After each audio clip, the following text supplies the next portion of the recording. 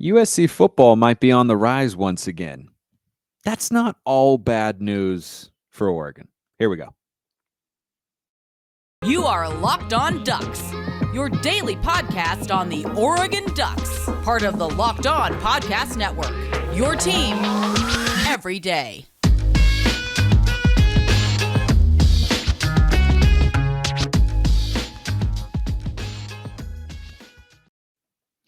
Yes, it is that time once again for Locked On Ducks. I'm your host, Spencer McLaughlin, D1 play-by-play broadcaster and lifelong Oregon Ducks fan. Thanks for making this your first listen or your first view if you're watching on YouTube every day, part of the Locked On Podcast Network, your number one source to stay up to date with all things Oregon Ducks. Thanks for liking, commenting, subscribing wherever you're listening to or watching the show. 5-star reviews on Apple Podcasts. Love all of those as well. Always grinding out here for you, Duck fans. We had some Wi-Fi issues here at the house in Black Butte, where my parents and I are renting at the moment, but I wasn't going to let that stop me. We got it figured out. We're working, we're grinding, and let's get into it. I don't think a USC resurgence is the worst thing in the world for the Oregon Ducks. I think understandably there will be plenty of fans who look at it and go, oh, no, not USC, not again. They're going to be good again. They're going to be a conference contender again. There's some downsides there, but there's some upsides as well. Let's start with the downsides. Lincoln Riley's a good recruiter. Lincoln Riley is a very good recruiter. We saw that at Oklahoma. He had a bunch of top 10 classes. They brought in a bunch of great players, most of them on the offensive side of the ball. Though they did have Kenneth Murray, nice player for our boy Justin Herbert on the Chargers, but he knows how to recruit. And it has been something that Oregon has capitalized on in a pretty significant way over the last several years, that USC has been down because in turn, the recruiting has gone down. Sorry, I didn't want to sniffle right into the mic right there. So their recruiting has gone down as well. As a result, Oregon has seen players like Kayvon Thibodeau, like Justin Flo, amongst others, come up to Eugene, and it was kind of that big movement, right? It was the Cali flock was how it was, kind of branded on social media, and it was a very, very real thing because USC was not bringing in the sort of in-state talent that they're accustomed to as a program. So if Lincoln Riley is able to have the sort of success that many expect he's going to, and I imagine he will, which I'll get to later on in today's show, he's now at a place at USC where he shouldn't just be able to recruit at a top 10 level. Their high school recruiting this year is no good, but they've used the transfer portal, and I didn't expect it to be good, right? No one does. During a coaching change, expectations low. That's the way that it just is, right? Because there's a whole bunch of moving parts. I don't think I need to go go in full depth there about that. I think we all understand that general concept, but they've used the transfer portal very, very well, better than basically anybody in the country, frankly. I bet you didn't know this. UCLA top 5 ranked recruiting class in the class of 2022. Just something that's worthy of note as we look at potential contenders in the Pac-12. But going forward, Lincoln Riley, I think USC fans are going to expect that he can get them to a top 10 caliber recruiting level. I mean, that's what he showed at Oklahoma. Now he goes to USC, where he's got way more recruiting resources available to him. I don't know if it's necessarily more money, but it's probably a little bit more money than Oklahoma. But Oklahoma, they're not exactly skimping on investment in their football program and athletics program writ large. I mean, their softball program is out of this world good.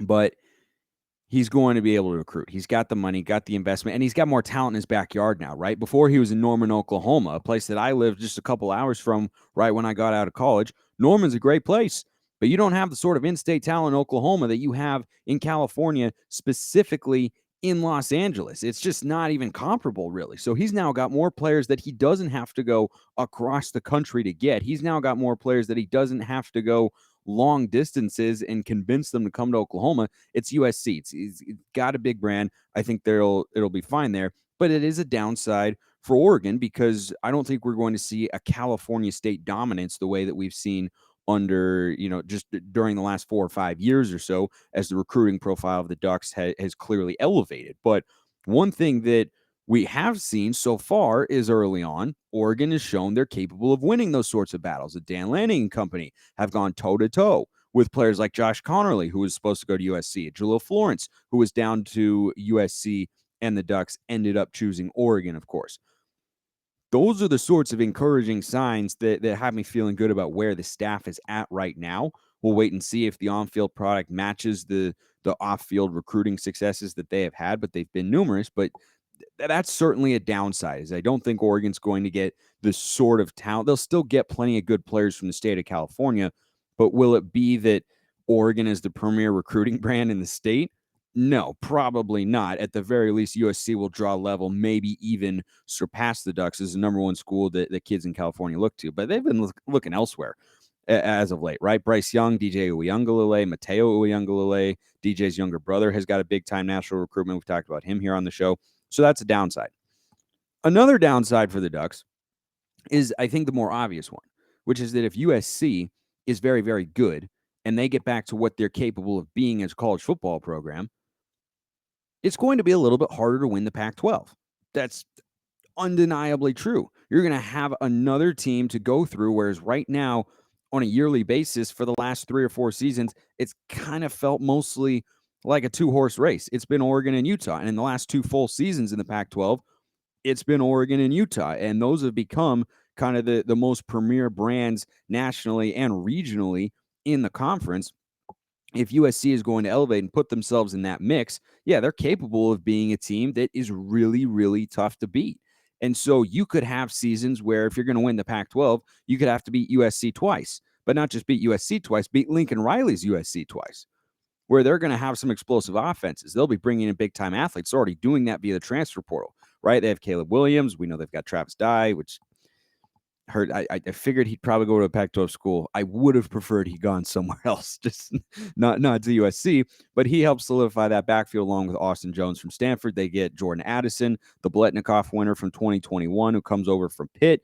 They've got a bunch of other they're loaded, right? They've built kind of the best 7-on-7 team that you could really find. But once Lincoln Riley has a couple of years to recruit, to establish his program, to implement his vision, get the guys that he wants into that system, not just Caleb Williams and a handful of transfers as well, but young freshman players, particularly on the offensive line where they need the most help, undeniably, then that's going to be a team that is capable of being a 10-11, maybe 12-win team in a season. I'm not saying 10-11, 12-0, going into the Pac-12 championship game, but just overall, 10-11, 12 games or whatnot. That was my dad who walked by in the background, by the way. So if you want to say hi on YouTube, by all means, go ahead. But I just noticed that as I was watching here on while recording the show. But anyway, that could make it a little bit tougher, right? It's not going to be as easy, especially now that we're going to negate the importance of divisions, right? This is just 1 through 12. You have to be above USC. It's another contender. Those are the downsides. There are real upsides to USC being good for the Ducks, which I'll tell you about after I remind you our partners at BetOnline continue to be the number one source for all your betting needs and sports info. Find all the latest odds, news, and sports developments, including this year's basketball playoffs, Major League Baseball scores, Go Mariners fights, and even next season's NFL futures. BetOnline is your continued source for all your sports wagering information, from live betting to playoffs, esports, and more. Head to the website today or use your mobile device to learn more about the trends in action. BetOnline, where the game starts. The upsides of USC being good for Oregon are very real. They are very, very real. If USC becomes what we expect them to be under Lincoln Riley, which I think they will, and after I tell you about the upsides, I'll get to that, you strengthen the Pac-12's conference profile as a whole. You have a tougher path, yes. However, if you strengthen the brand of the Pac-12 nationally and gain it more respect because you have 3 legitimate teams who could, in theory, make the college football playoff, which is going to be the standard for Lincoln Riley in the next several years. I don't think it's a reasonable standard to hold in year 1, but I think it's a reasonable standard to hold in year 2, certainly year 3, that they're at least in the mix contending for college football playoff spots. But if you get more national games, that means more revenue comes in for the conference as a whole. If they get to the playoff, that's more money for the conference, and that gets distributed to all the schools, including Oregon. But the other thing that's even more important than that, way more important than that, frankly, because Oregon's never really been short on money here, you strengthen Oregon's schedule. Think about this past season, 2021. Oregon catapults themselves into the college football playoff discussion. We were in one of the reveals, or one of the first reveals, because of that win at Ohio State. On an annual basis, ask yourself this question if you're, all negative and totally worried about, USC is going to be really good. I don't want to be back. I like it when they're down, all that sort of stuff. I get that. But just ask yourself this question. On an annual basis, what is more likely? Beating a team like Ohio State, often on the road, or beating USC in a game that could be played at Autzen? Now, sometimes when Oregon has these big-time home-and-home matchups, we were supposed to get Oregon-Ohio State at Autzen. We didn't, but we went to the Horseshoe, beat them anyway, which was pretty awesome. But I think we can all agree that that's not what you would call an incredibly repeatable formula, right? Oregon has played in those big-time early-season games. I think they should. I like that we went down to Dallas and played LSU, even though we lost. I like that we went to play Auburn in 2019, even though we lost.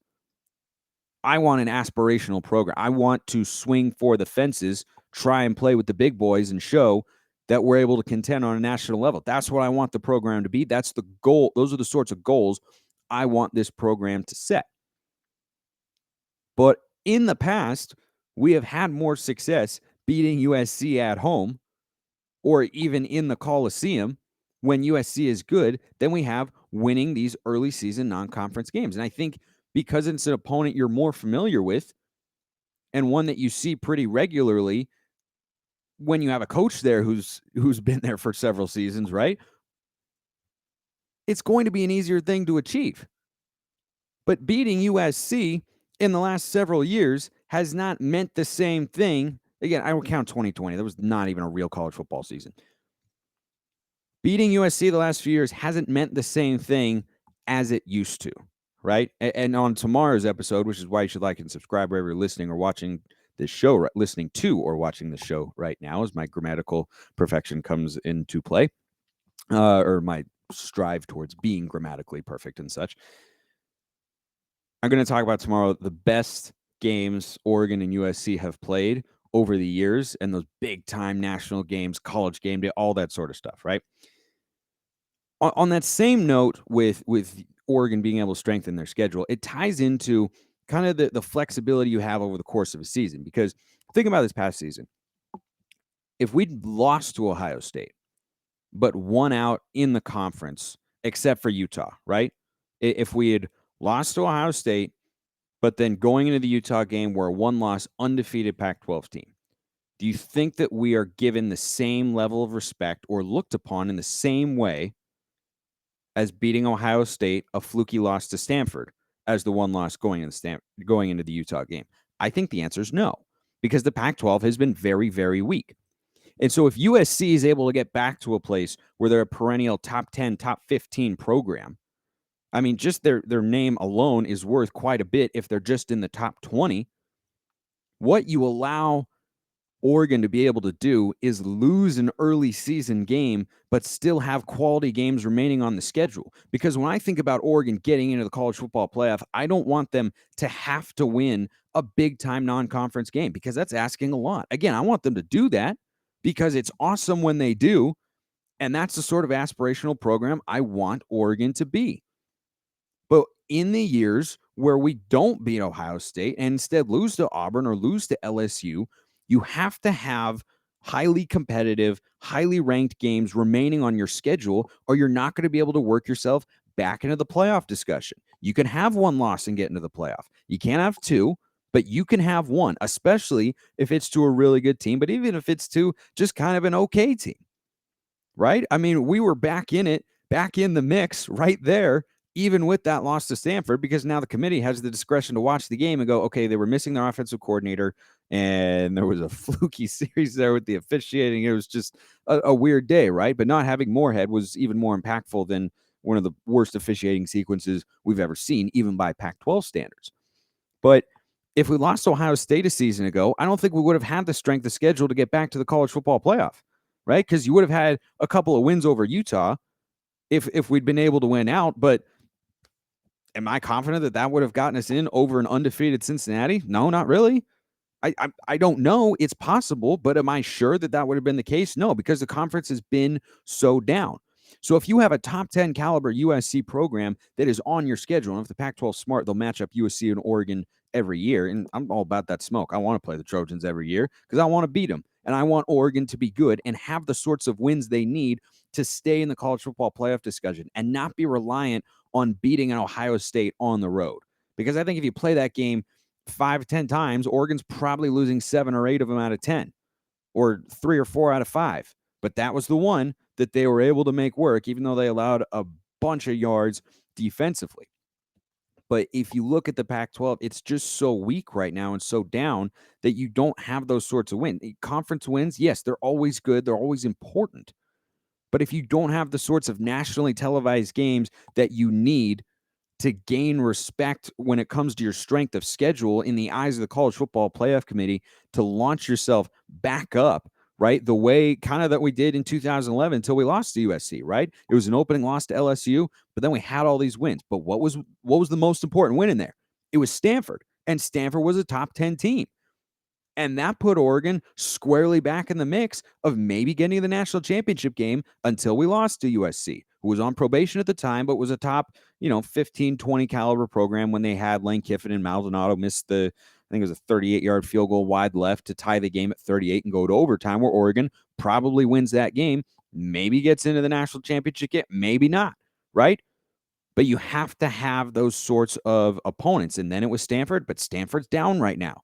And I think it'll take them a year or two to get back to a top 10 level as a program. They could maybe make a huge leap this year, but that'd be a dramatic turnaround. I just don't want to be reliant that much on the non-conference schedule and having it be our only chance to serve as a resume builder, right? For something that the committee can look to and go, oh, that's a high quality win. That's boosting their strength of schedule. And that's why they should be in the college football playoff discussion. That is why I think USC being good has some upsides for Oregon. And I understand that there are drawbacks as well. But in my eyes, the positives outweigh the negatives here. Is it going to be tougher? Yes. But the opportunities, I think, are greater than they were before when USC was down and the whole conference is looked upon as a joke and was honestly comparable to the American the last couple of years. I mean, the Pac-12 hasn't won a bowl game in the last 2 seasons. I mean, what is that? Like that's just, it's a laughing stock at the moment. The American is legitimately close. The Pac-12 is ahead, but the American has closed the gap in that sense, and it shouldn't be that way. But having Lincoln Riley at USC, I think in a way can be beneficial for the Ducks because you can give them those big time wins. You can give them those big time games, get the sort of exposure that you need rather than, playing them just on Pac-12 network, right? Is you want to be able to have those games that has the attention of the college football world, right? And I'm going to talk about this more tomorrow. How much fun was that back in the day?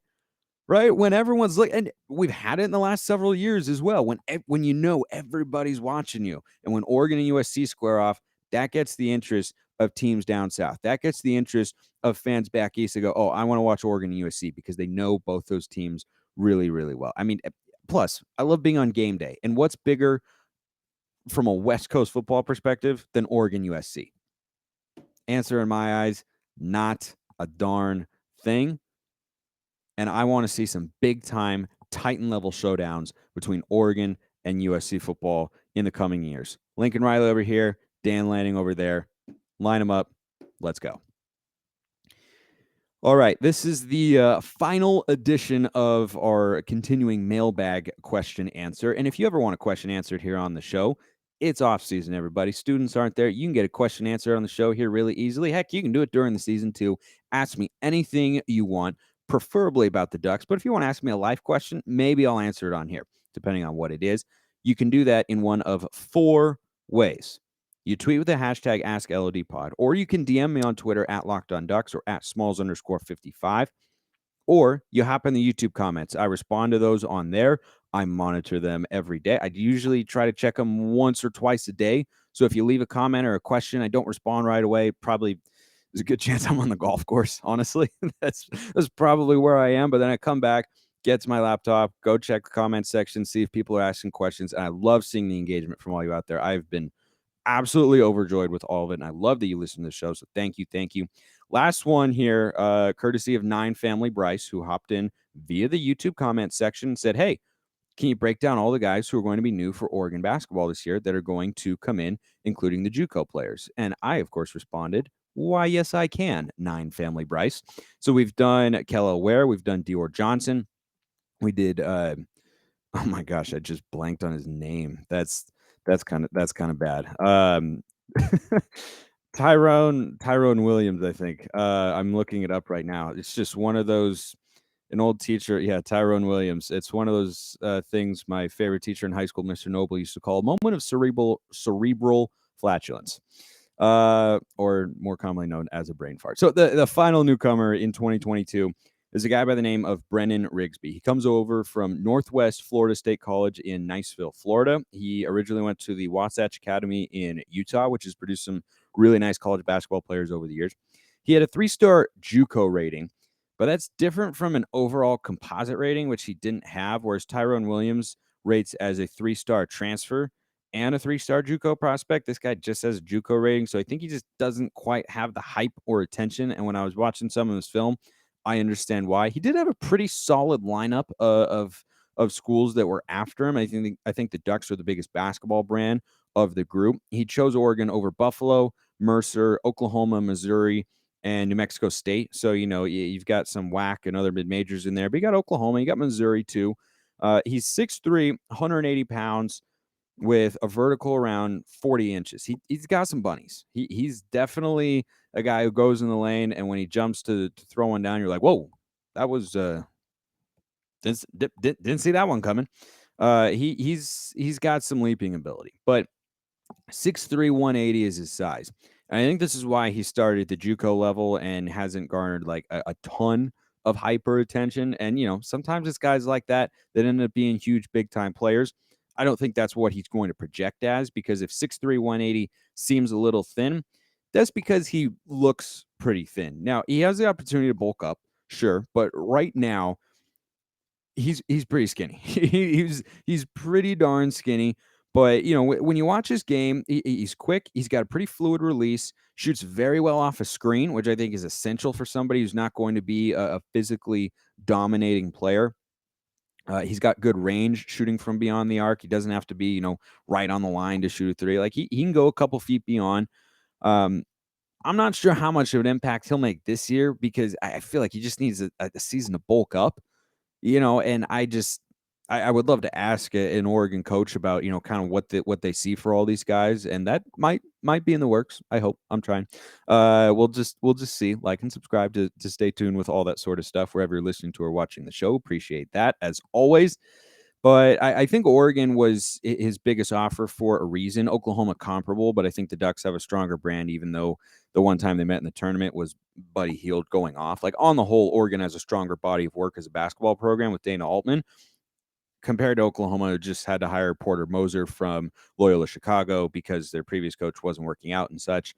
So I think, from a physical standpoint, he's a little limited despite the big-time jumping ability. I think he projects maybe at best as kind of like a 3-point specialist off the bench who, kind of surprises you when he shoots a 2. Like, he's got really nice touch on, kind of his floaters around the rim and such. But overall, I don't watch him and think that he has as high of a ceiling as Tyrone Williams, right? I think Williams can slide in and replace Eric Williams. I think that he's going to be able to come in and be an immediate bench player and come in and just contribute right away. So I think that it's Williams to Williams, lefty to lefty. There's just it's too perfect. I mean, he's got to be the new Eric Williams. He absolutely has to be. But here's what I will say that Brennan Rigsby has going for him. Number one, the fact that he doesn't have a composite rating, maybe that puts a chip on his shoulder. He grinds, bulks up a little bit, proves me wrong. I don't think he's a bad player or anything of the sorts. I'm just saying, when I watch him, like, I don't see that being a high impact player, but maybe a specialist here from time to time. Oregon does need depth. We do need depth. We've lacked that from time to time. And, Altman a season ago basically ran an 8-man rotation, sometimes with even 7 if we had an injury or if a guy wasn't playing well. We'll see if Rivaldo Soares can kind of pop off the bench this year. But I'll close with this. Fans are often spiritual or religious kind of in the sports sense. It's like you're looking for these weird niche things to know, like, oh, yeah, that's why he'll work. There's no actual rhyme or reason to it, but that's why he could work. He does come from the same junior college as Chris Duarte, Northwest Florida State College. Just saying. I'm just gonna throw it out there.